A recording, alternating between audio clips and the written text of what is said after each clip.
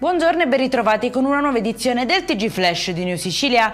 In apertura è stato ritrovato il cadavere dell'83enne Gregorio Totaro, di cui si erano perse le tracce lo scorso 23 gennaio a Messina. Il corpo si trovava vicino ai binari della linea ferroviaria Messina-Catania, in un'area impervia e difficile da raggiungere. Indagini in corso per chiarire i contorni della macabra vicenda.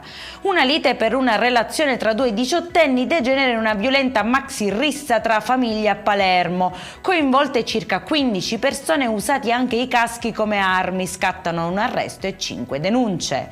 Trasformava pistole e giocattoli in armi vere e proprie e produceva munizioni. In manetto un 53enne che aveva trasformato un'officina apparentemente innocua, nascosta tra le strade del quartiere catanese di San Cristoforo, in un vero e proprio laboratorio artigianale delle armi clandestine.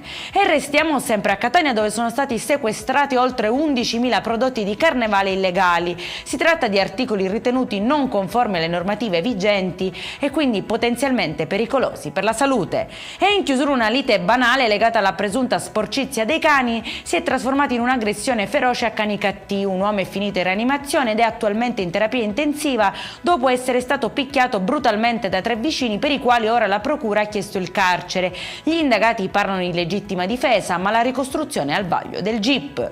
Per questa edizione è tutto, prossimo appuntamento alle 19:30. Buona giornata.